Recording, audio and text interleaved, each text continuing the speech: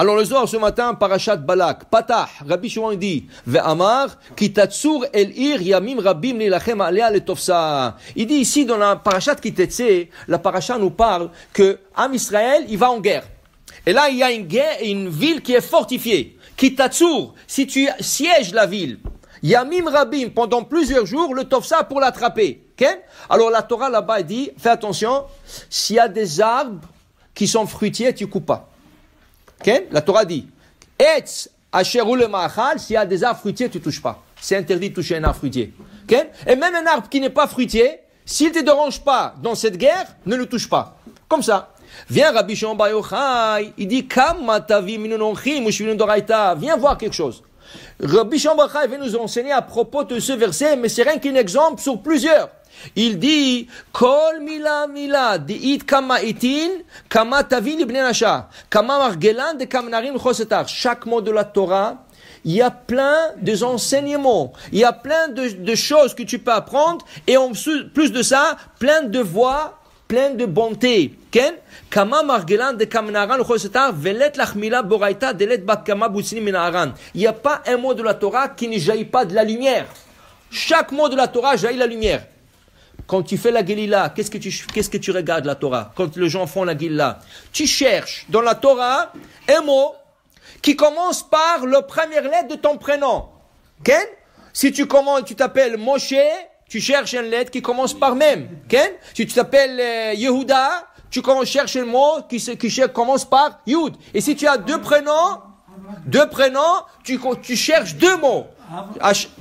Pour chaque mot qui commence par une lettre de la première de ton chaque mot qui commence par la première de ton prénom. Pourquoi? Vient le Harizal, il dit, au moment qu'on fait la Gelila, il y a de la lumière qui jaillit de la Torah. Peut-être tu ne le vois pas, mais il y a une lumière. Et cette lumière, quand tu arrives à capter le mot, tu captes le mot qui commence avec la première lettre de ton prénom, elle jaillit sur ta neshama et ça éclaire la neshama. C'est pour cela que la Gelila, on dit, c'est la mitzvah la plus importante, plus que Ptichat HaEchal, plus que 7 personnes qui sont montées à la Torah, et plus que celui qui a fait l'Haftara. La Gelila, c'est la plus importante, dit la Gemara. Et celui qui fait la Gelila, il prend le Sahar, il prend la récompense pour tous ceux qui ont fait tout le mitzvot. Tellement c'est important. C'est pour cela, regardez, dans la Gelila, il y a deux coutumes. La coutume séfarade, la coutume ashkénaze. Nous, on fait la Gelila tout de suite dès qu'on sort le Sefer Torah. Dès qu'on sort le Sefer, la première chose, on fait Gelila, et là, on commence à lire. Les ashkénazes, non. Les ashkénazes commencent la lecture, et après, ils font la Gelila. Pourquoi ça? En Europe, les grands rabbanim, ils ont vu que pendant qu'on sortait le Sefer Torah, les gens se mettaient à parler. On faisait la Gelila, et les gens étaient en train de parler, et les gens ont raté cette grande mitzvah de regarder les lettres du Sefer Torah. Qu'est-ce qu'ils ont fait de grands rabbins ashkénazes? Ils ont instauré que la Gelila sera faite à la fin de la lecture.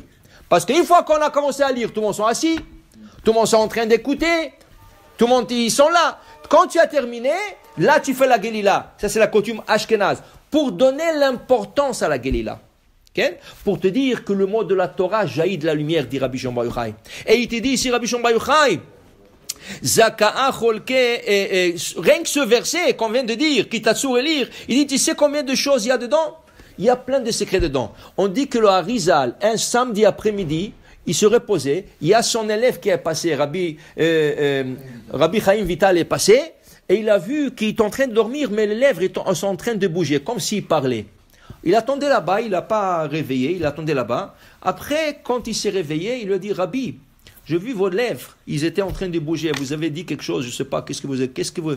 Il dit, tu sais mon élève, je viens d'apprendre, dans mon rêve, le samedi après-midi, dans mon rêve, je viens d'apprendre des secrets sur le verset, Vetimna aita pilegesh l'Elifaz. Timna était une fille, une princesse, qui voulait se marier avec Abraham. Et Abraham a refusé de se marier avec elle. Elle dit, est-ce que je peux prendre Yitzhak? Il dit, jamais de la vie. Est-ce que je peux prendre quelqu'un de la famille d'Abraham? Il a dit jamais de la vie. Il a repoussé. Cette fille-là, cette princesse, elle a dit jamais. Moi, je vais me marier avec cette famille. Elle est partie, elle n'avait pas où se marier. Elle a trouvé le fils de Esav, qui s'appelait Eliphaz. Elle lui a dit, est-ce que tu es prêt à te marier avec moi? Elle dit non, mais je te prendrai comme une concubine.